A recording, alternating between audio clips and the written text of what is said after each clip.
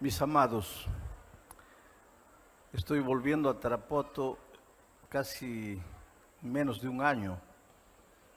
Es una fiesta espiritual, estoy volviendo para una celebración y sé que miles de personas esta noche están reunidas aquí con el deseo de escuchar la palabra de Dios. Lo que el Señor ha hecho esta semana es algo así incomparable, indecible. Las palabras se quedan cortas. Yo le estaba diciendo a un hermano esta tarde, a un hermano carnal, creo que yo ya no tengo edad para el ritmo, de este ritmo. Levantar a las 4 de la mañana, pegar avión, porque aquí no hay avión de una ciudad a otra, hay que ir a Lima necesariamente para de Lima volver al otro lugar. Y a esta edad ya ese ritmo es cansador. Pero cuando veo a la iglesia de Dios vibrando, cuando veo miles o cientos de personas entrando al tanque del bautismo, realmente uno queda emocionado y saca fuerzas de donde no hay. Gloria a Dios por todo lo que ha hecho esta semana. En Cajamarca fue tremendo, en Chiclayo y anoche en Trujillo. 25,000 personas. En la plaza pública había una procesión enorme. El Perú estaba jugando con República Dominicana y el estadio reventando de gente. Dios es maravilloso y el pueblo quiere escuchar la palabra de Dios. Por eso vamos a abrir la Biblia para leer el texto bíblico, pero antes vamos a orar. Amado Padre que estás en los cielos, Señor, gracias, gracias, gracias. En esta noche tibia de Tarapoto, que la brisa de tu Espíritu Santo sople, Señor, y nos refrigere, nos refresque y nos prepare para recibir tu palabra. Esta noche todos estamos deseosos de aprender de ti, pero de esta noche también cada uno trae su lucha, su problema, su drama. Lo maravilloso de todo es que tú no ves a una multitud reunida. Tú ves individualmente a cada hijo, a cada hija, y te compadeces porque eres Padre de misericordia. Desde el cielo contemplas nuestro peregrinaje en esta tierra de miseria, de dolor, de violencia, de desempleo, de hambre, de explotación, de injusticia. Desde el cielo contemplan tus ángeles a este mundo que sufre dolores de parto. Estamos caminando el peregrinaje de esta tierra rumbo a nuestro hogar celestial. Pero mientras ese día no llega, a veces hay lágrimas, hay enfermedad, hay muerte, hay hogares divididos, hay niños que sufren. Por favor, Señor, extiende tu brazo poderoso en dirección de cada persona esta noche y responde su oración, su clamor. Y ábrenos los ojos ahora, los ojos espirituales para comprender tu palabra en el nombre de Jesucristo. Amén. Muy bien, queridos, vamos a abrir la Biblia en el libro de Ruth. Voy a pedir que coloquen ahí, Ruth capítulo 1, versículos 15 y 16. Está en la tela, quiero que ustedes lean.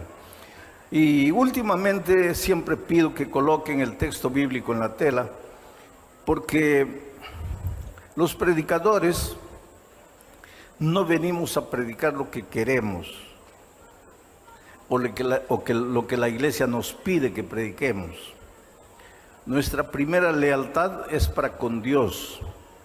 Venimos a predicar lo que la palabra de Dios dice. Yo tenía un grande profesor de predicación que un día me dijo: Alejandro, nosotros los predicadores somos esclavos de la palabra de Dios. No tenemos libertad para predicar lo que queremos, tenemos que sujetarnos a lo que Dios dice. Y miren lo que Dios dice. Solo que antes de leer el texto, voy a pedir que saquen el texto de la pantalla porque quiero contarles un poquito el contexto de la historia para que ustedes entiendan de lo que se va a tratar el texto. Había un hombre llamado Elimelec y su esposa se llamaba Noemí. Y hubo hambruna en la tierra donde ellos vivían. Y cuando hay hambre, la gente emigra a otro país, a otro lugar donde pueda vivir mejor. Hubo un tiempo en el pasado que muchos peruanos emigraron a Venezuela y emigraron a otros países. Hoy muchos venezolanos emigran al Perú y emigran a otros países. En Europa, muchos de los países en crisis, sus habitantes emigran a los países europeos. Yo estuve hace 2 años en Ucrania, llegué a Brasil y 2 días después empezó la guerra y mucha gente emigró, salió de Ucrania buscando un mejor lugar para vivir. Entonces podemos entender a Elimelec y a Noemí, su esposa, cuando salieron de su tierra, porque no es fácil salir de la tierra, dejar sus raíces. El otro día estábamos escuchando una música en la emisora y se llama Perú, una música que ustedes conocen, y cuando la selección juega ustedes cantan entusiasmados, y se llama Perú. Y la persona que estaba a mi lado me preguntó, cuando se escucha esta música, uno se siente peruano. Pero yo le dije, pero si tú estuvieras lejos del país y escuchas esta música, empiezas a llorar. Porque una cosa es escuchar tu música aquí y otra cosa es cuando estás distante del país. Una cosa es mirar la comida peruana aquí y otra cosa es añorar la comida peruana cuando estás en un país lejos de aquí. Nosotros, todos los seres humanos, somos amarrados a nuestra tierra, a nuestras costumbres, a nuestras tradiciones.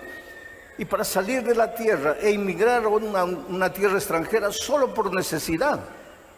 Entonces, Elimelec y su esposa Noemí emigraron a una tierra extraña porque estaban pasando necesidad, estaban pasando hambre.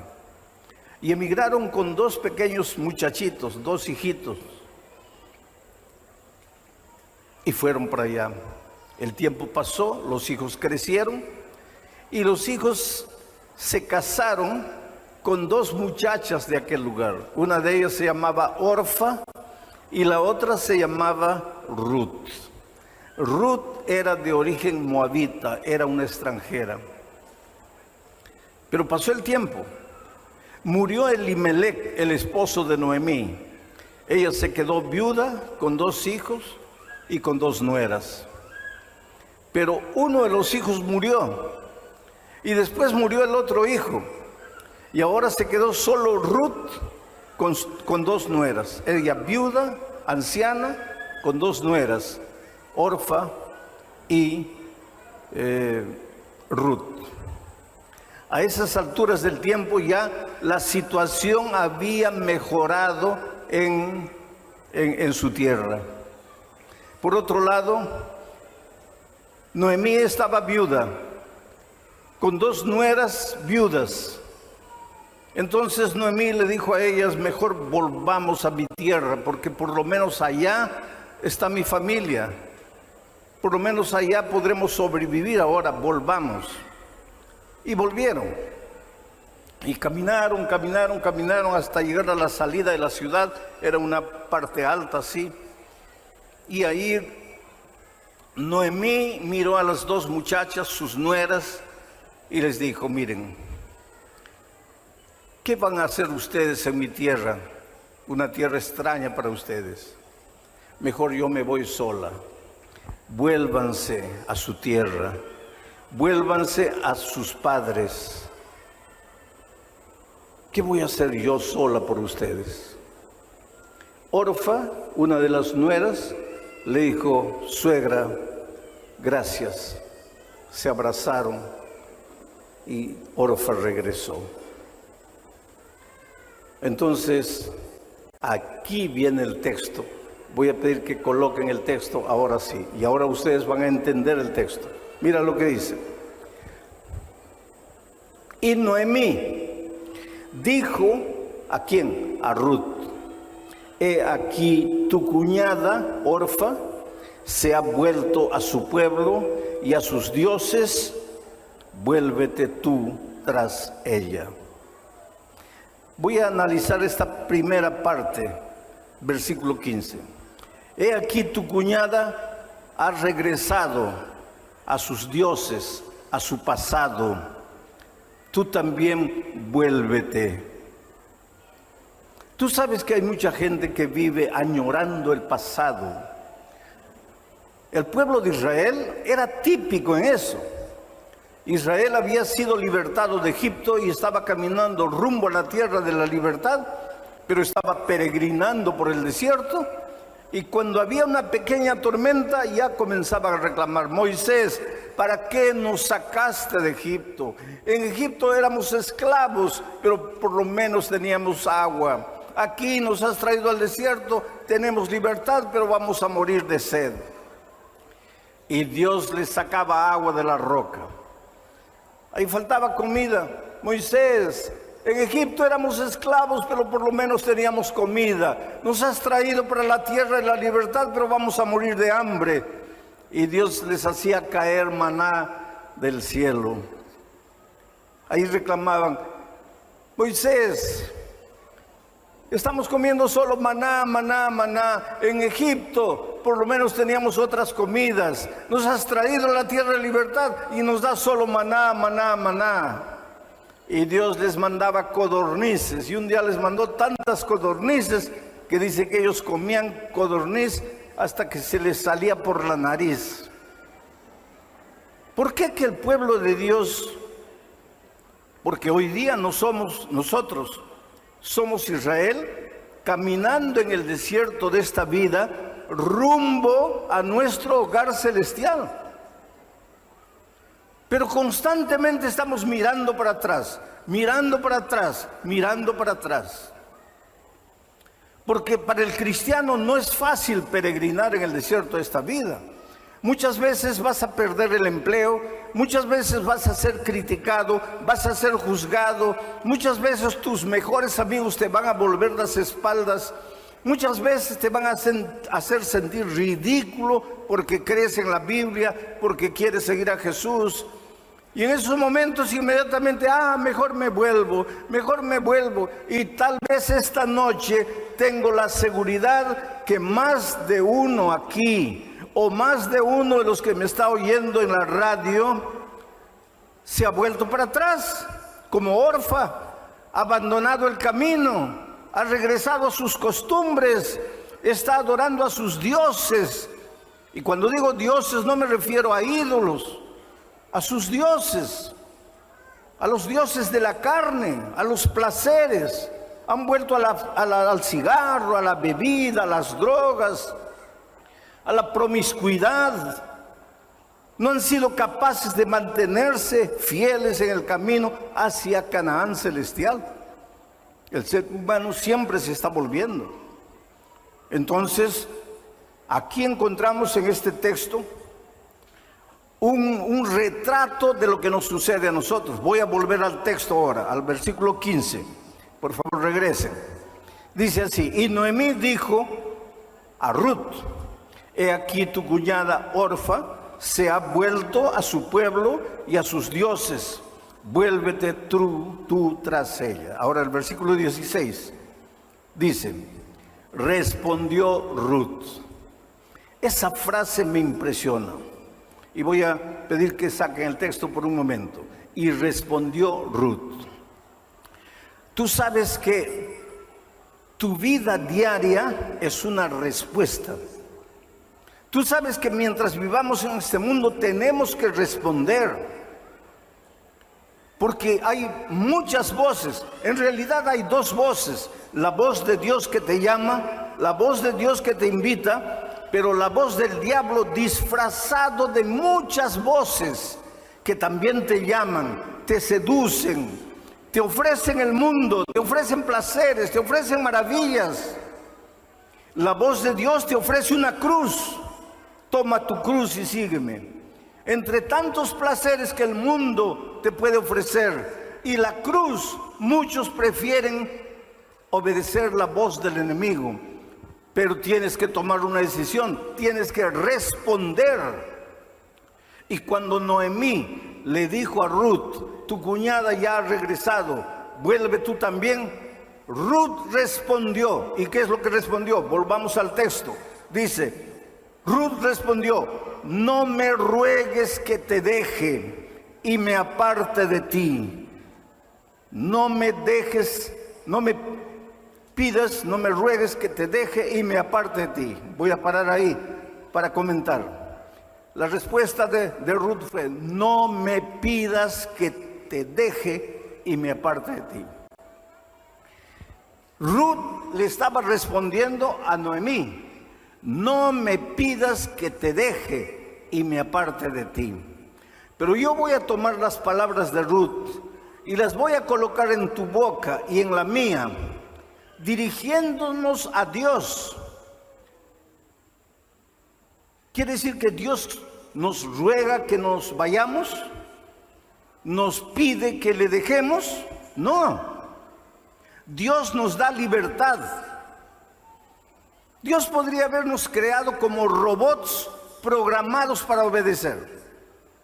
Máquinas listas para obedecer, pero no. Dios nos creó seres libres. Oh querido, tú eres libre para escoger el camino que tú quieras. Yo escucho muchas veces últimamente predicar un evangelio extraño. Ya han escuchado decir que Dios es amor, Dios es misericordia, y como Dios es una fuente de amor inagotable, cuando Cristo venga nadie se va a perder, todos se van a salvar, porque Dios es amor. Dios sería incapaz de quitar la vida, de destruir a sus hijos, a quienes Él creó. Entonces no te preocupes, acepta la gracia de Cristo, que todos se van a salvar. Ese es un evangelio extraño. Eso no está en la palabra de Dios.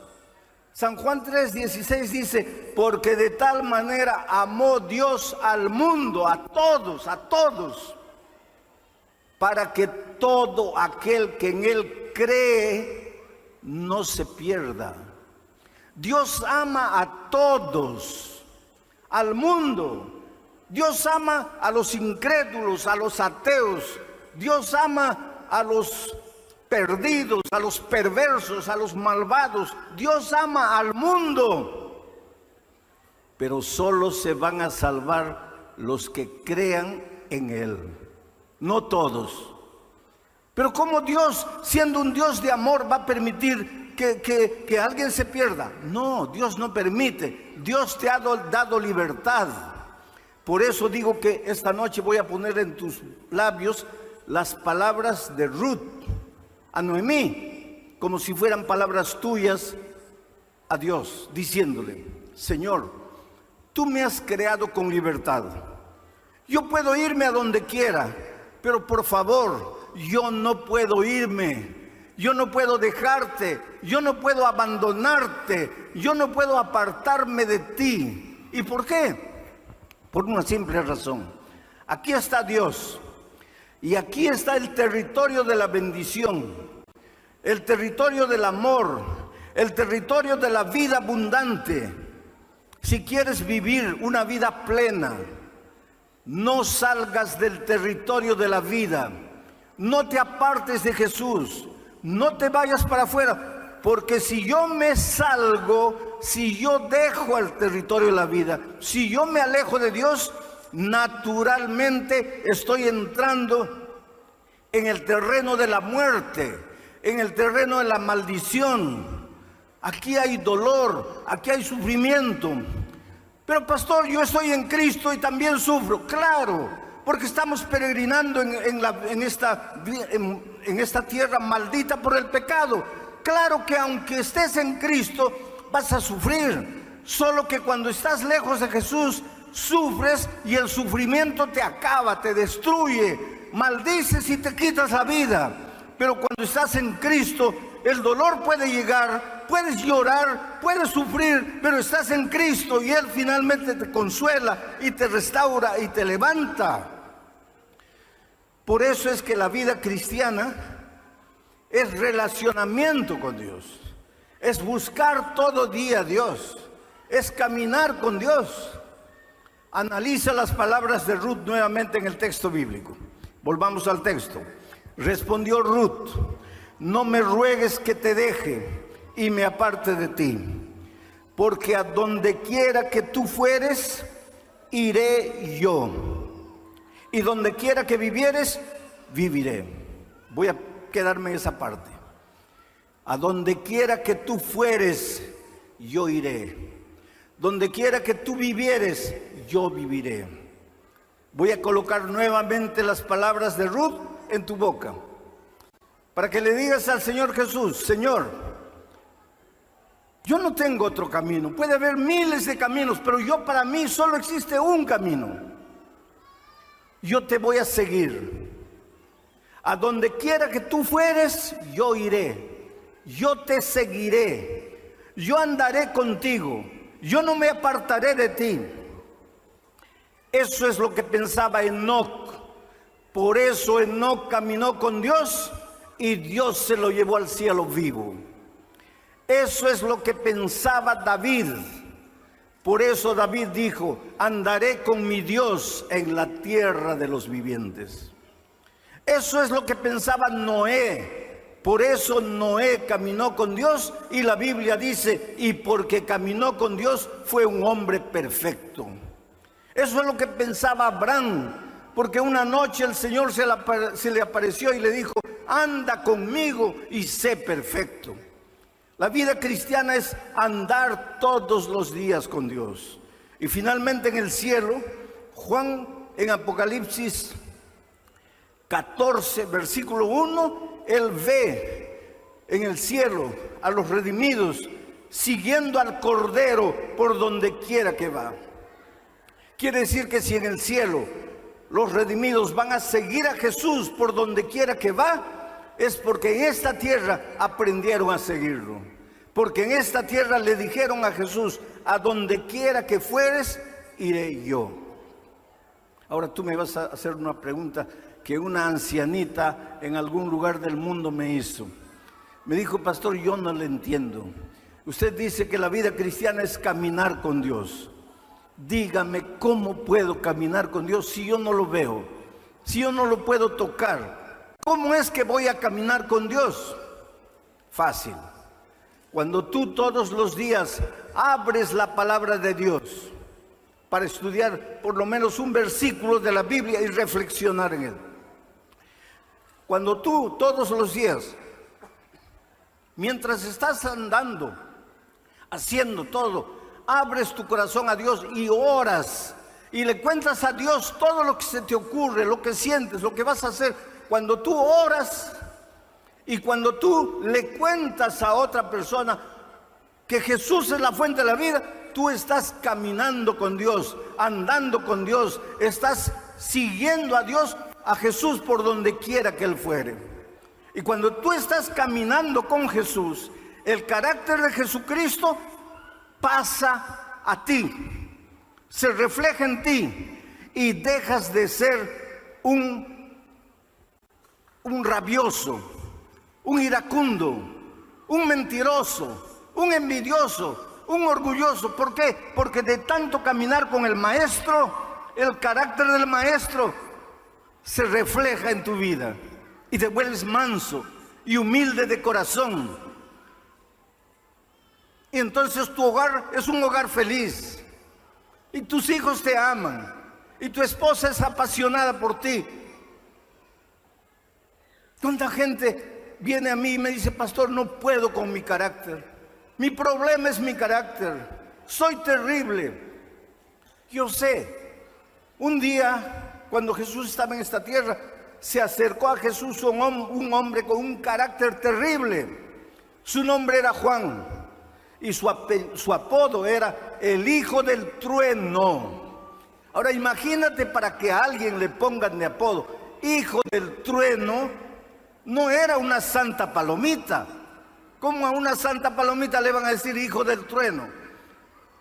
Era un hombre rabioso, iracundo, egoísta, mentiroso, orgulloso. Por eso le decían hijo del trueno. Pero le dijo a Jesús: Señor, a donde quiera que tú fueres, iré yo. Y siguió a Jesús y caminó con Jesús. Y el carácter de Jesús se reflejó en él. Y cuando estaba viejito ya en la isla de Patmos, ya no le decían el hijo del trueno, le decían el discípulo del amor. Mira la transformación. Oh querido, ven a Jesús. No luches por tus propias fuerzas. Tu autodisciplina no vale para nada.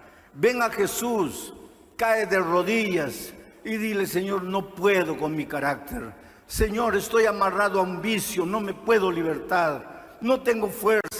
Oh Señor, soy tímido, no tengo éxito en la vida porque soy tímido, tengo miedo de todo. Ven a Jesús, confíale tu vida, entrégale tu corazón, deja que Él haga por ti lo que tú no puedes hacer por ti mismo. Y ahora entro a la parte final del versículo. Miren lo que dice. Respondió Ruth a Noemí: no me ruegues que te deje y me aparte de ti, porque a donde quiera que tú fueres, iré yo, y donde quiera que vivieres, viviré. Tu pueblo será mi pueblo, y tu Dios será mi Dios. Ruth era moabita, Noemí era israelita.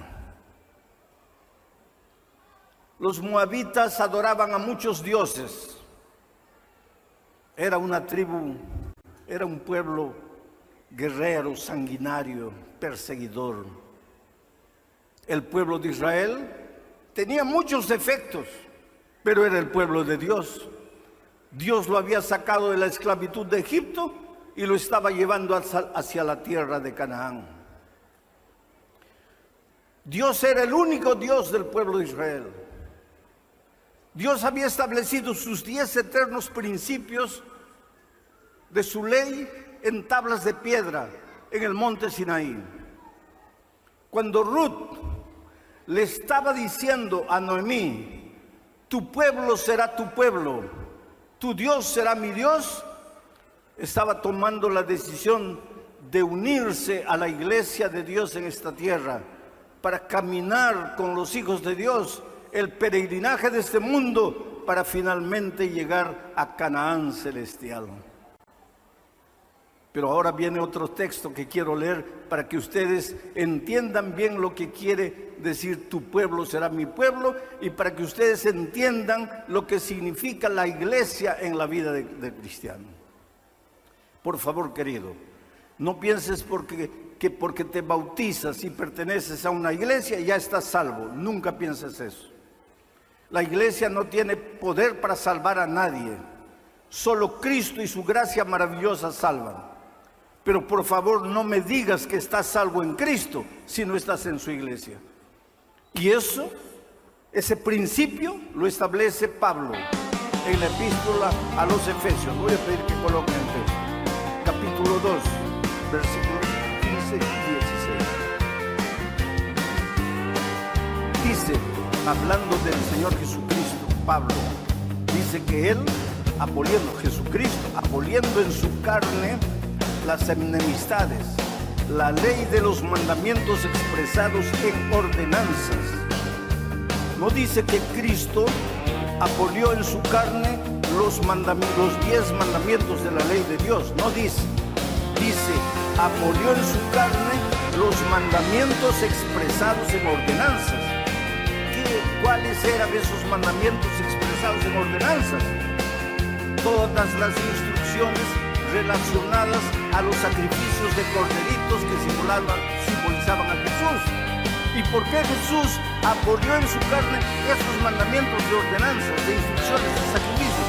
Porque pues al venir Jesús y ser clavado en la cruz, ya no era necesario instrucciones con relación al sacrificio de corderitos, porque ya no teníamos que ofrecer sacrificio. Ahora Cristo, el Cordero de Dios, había sido sacrificado.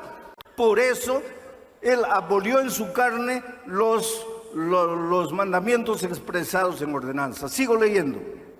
¿Y para qué todo eso? Para crear en sí, en Cristo, para crear en sí mismo de los dos un solo pueblo, un solo hombre, haciendo la paz. Sigue. Y mediante la cruz reconciliar con Dios a ambos en un solo cuerpo, matando en ella las enemistades. Quiere decir que cuando Ruth le dijo a Noemí, tu pueblo será mi pueblo, aunque Cristo no había muerto, ella se estaba proyectando al futuro, a la promesa de Dios, porque dice el texto bíblico que acabo de leer, que Jesucristo fue clavado en la cruz del Calvario para unir moabitas e israelitas, para que no hayan pueblos divididos, para que haya un solo pueblo espiritual, una sola iglesia. Pero esa iglesia es la iglesia de Dios en la medida que esa iglesia tenga a Cristo como el centro de su mensaje. Cristo la base, Cristo el principio, Cristo el medio y Cristo el fin. ¿Y por qué? Porque sin Cristo no somos nada. Porque sin Jesús no podemos hacer nada. Pero con Cristo, oh querido, con Cristo la vida cambia. En Río de Janeiro, un millonario dueño de una red de tiendas de ropa fue secuestrado. Permaneció 2 meses secuestrado. Los secuestradores pedían $2 millones para devolverlo. La familia no podía reunir esa cantidad de dinero, inclusive porque los secuestradores querían $2 millones, pero en billetes de $20. ¿Dónde iban a encontrar eso? Entonces, como pasó un mes y la familia no podía juntar el dinero, ellos le cortaron una oreja y mandaron una oreja para los familiares. El secuestrado solo logró durante los 2 meses del encierro, por una rendija, logró ver el rostro de un hombre moreno con una cicatriz en la cara. Fue al único que reconoció. Y ese rostro se le quedó marcado. Durante 2 meses fue maltratado, fue humillado. No le daban permiso para ir al baño, sucio en sus ropas. Le daban pizza para comer en esa situación deplorable. Fue una situación terrible. Finalmente hicieron los arreglos, entregaron el dinero y él fue abandonado en una carretera solitaria. La policía vino, lo llevaron a un hospital, la familia lo abrazó, pero él nunca más volvió a ser el mismo. Taciturno, no sonreía, nunca quiso contar nada para la policía. Por más que le preguntaban, parecía un zombi, un hombre sin alma, sin alegría de vivir. Después de unos meses en casa, comenzó a salir a la calle. Ya no le interesaban los negocios, la cadena de tiendas de ropa, nada. Los hijos cuidaban de todo. Pero él salía y desaparecía, nadie sabía. Aparecía a las 11 de la noche, a las 10 de la noche, volvía a la casa. ¿Dónde había andado? Nadie sabía. La esposa pagó un detective particular para seguirlo, para ver qué hacía, para ver a dónde iba.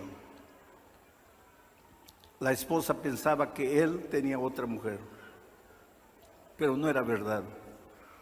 El detective un día trajo el reporte y dijo, es un misterio, porque su esposo sale y camina por la calle mirando a todas las personas. Entra a los bares, se sienta, pide agua y se queda mirando a las personas. Después sale, entra a un ómnibus, se sienta y observa a las personas. Entra al tren, después se baja. Solo anda y observa a las personas, pero no hace nada. No habla con nadie. ¿Qué misterio era ese? Él, lo único que recordaba era el rostro moreno con la cara cortada del único secuestrador que él logró ver, porque todos los otros estaban encapuchados. Un día, este hombre estaba a las 6 de la tarde, cuando la gente estaba saliendo del trabajo, parado en una esquina, en un bar, tomando agua, y de repente casi cae al suelo, porque ahí sentado en el bar, ve al moreno de la cara cortada. El corazón casi se le salió por la boca, pensó, me va a reconocer, y se escondió. Pero después lo empezó a seguir. El moreno tomó un ómnibus, él tomó el mismo ómnibus y fue atrás. Después de unas horas de viaje, el moreno saltó, él también saltó. Lo siguió. El moreno entró a una casa de 2 pisos de color amarillo y no salió. Entonces él dedujo, esa es la casa donde él vive. Al día siguiente volvió. Había unos muchachitos jugando en la calle, se acercó a ellos, les dio dinero. Les dijo, ¿ustedes saben quién vive en esa casa? Y ellos le dieron el nombre. Con ese nombre en la mano, ese hombre buscó a un equipo de matadores, sicarios, matadores de alquiler, y les ofreció mucho dinero. Les dijo, pero lo único que yo tengo es a este hombre, este es el nombre, vive en tal calle. Me avisen cuando los 5 están muertos, porque eran 5 los secuestradores. Pasó una semana, 2 semanas, 3 semanas. Una madrugada él estaba durmiendo cuando el teléfono suena y la voz del sicario del otro lado le dice, mira, toma el dinero, ya le habían dado 50%, pero toma el resto del dinero y ven corriendo, porque antes de desaparecerlos queremos que tú los veas. Y él salió disparado. La esposa preguntó, ¿a dónde vas? Él no dijo nada, desapareció y corrió. Y cuando llegó ahí estaban los 5 cuerpos. Y el sicario con una linterna en la mano le dijo, mira, míralos bien. Esos son los 5 que te secuestraron. Ahí estaba el moreno de la cara cortada, ya muertos. Pero cuando él fue yendo, el 5.º, cuando vio al 5.º, dio un grito y le dijo el sicario, te has equivocado, este no, este es mi mejor amigo, este es el que ayudó a mi familia en las transacciones con los secuestradores, no, te has equivocado. Y el sicario le dijo, no, yo no me equivoqué, ese es el jefe de la cuadrilla, tu mejor amigo. A las 10 de la mañana la familia de él fue avisada. Él se había chocado contra un árbol y cuando despertó estaba loco, estaba enloquecido. Tuvieron que llevarlo a un manicomio y en ese manicomio permaneció 2 años.